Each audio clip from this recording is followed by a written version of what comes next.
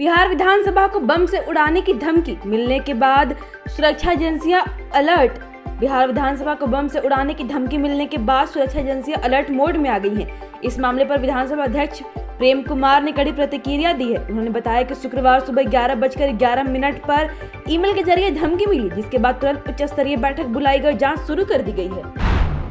नीतीश के इस्तीफे की तारीख के साथ बिहार में नई सरकार के गठन का फॉर्मूला तय। बिहार की सियासत से इस वक्त की बड़ी खबर सामने आ रही है। राज्य में नई सरकार के गठन का पूर्व फॉर्मूला तय कर लिया गया है। सूत्रों के मुताबिक मुख्यमंत्री नीतीश कुमार आगामी 8-9 अप्रैल को अपने पद और विधान परिषद की सदस्यता से इस्तीफा दे सकते हैं। उनके इस्तीफे के तुरंत बाद नई सरकार के शपथ ग्रहण की तैयारी है, जिसमें सत्ता का संतुलन पूरी तरह बदला हुआ नजर आएगा।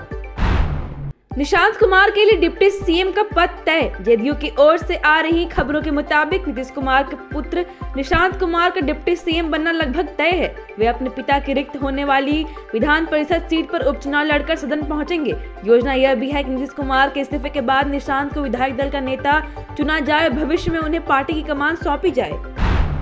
सहरसा में सीएम नीतीश ने महिलाओं को टोकते हुए कहा, कहां जा रही हो। जनसंवाद कार्यक्रम के दौरान जब कुछ महिलाएं कार्यक्रम स्थल से बाहर जा रही थीं, तो मुख्यमंत्री ने उन्हें आवाज देते हुए कहा, कहां जा रही हैं? हम इतना काम किए हैं, हम कभी भाग नहीं रहे हैं। इस पर सभा में मौजूद लोगों के बीच हल्की मुस्कान भी देखने को मिली। मुख्यमंत्री ने कहा कि सहरसा में जल्द ही मेडिकल कॉलेज का निर्माण कराया जाएगा। इससे कोसी क्षेत्र के लोगों को बेहतर स्वास्थ्य सुविधाएं मिल सकेंगी।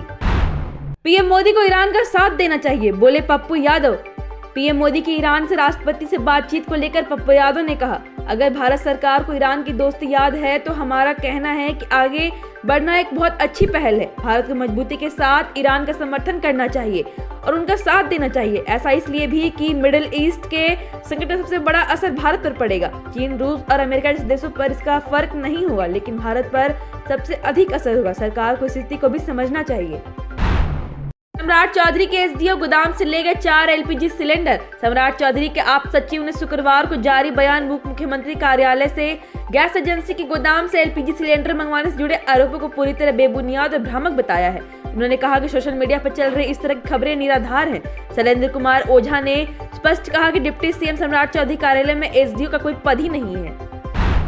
पटना में प्रदूषण पर हाईकोर्ट सख्त, प्रभावी एक्शन प्लान बनाने का आदेश। पटना हाईकोर्ट ने राजधानी में बढ़ते वायु और ध्वनि प्रदूषण को लेकर कड़ा रुख अपनाते हुए प्रशासन को प्रभावी कार्रवाई करने का निर्देश दिया है। न्यायाधीश राजीव राय की एकल पीठ ने सुरेंद्र प्रसाद की याचिका पर सुनवाई के दौरान शहर में खराब एयर क्वालिटी इंडेक्स और बढ़ते ध्वनि प्रदूषण पर गहरी चिंता जताई है। राज्यसभा चुनाव में अनंत सिंह करेंगे वोट या नहीं? मोकामा से जेडीयू के विधायक अनंत सिंह को लेकर बड़ा फैसला सामने आया है।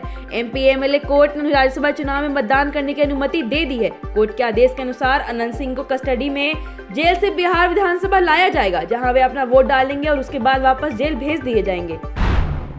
बोले विजय चौधरी, नीतीश कुमार के आशीर्वाद के बिना कुछ भी संभव नहीं। विजय कुमार चौधरी ने कहा कि पिछले लगभग 20 वर्षों से नीतीश कुमार बिहार की जनता के लिए लगातार विकास का कार्य कर रहे हैं। अब ये राज्यसभा जा रहे हैं। ऐसे में राज्य में जो नई सरकार बनेगी, यह सरकार बिना इसके आशीर्वाद की नहीं बनेगी।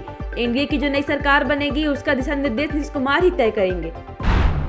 डिप्टी सीएम सम्राट चौधरी का बड़ा ऐलान। डिप्टी सीएम ने बताया कि बिहार के मुख्यमंत्री नीतीश कुमार के नेतृत्व में महिलाओं को आत्मनिर्भर बनाने की दिशा में यह योजना शुरू की गई है। यह योजना के तहत अब तक 1,81,00,000 महिलाओं के खाते में आर्थिक सहायता भेजी जा चुकी है। आने वाले समय में भी इसका दायरा और बढ़ाया जाएगा। सम्राट चौधरी ने स्पष्ट किया कि अगले 1 महीने के भीतर लगभग 18 लाख महिलाओं के बैंक खाते में 10,000 रुपए की राशि भेज दी जाएगी। Thank you so much for watching this video. Don't forget to like, comment, share and subscribe.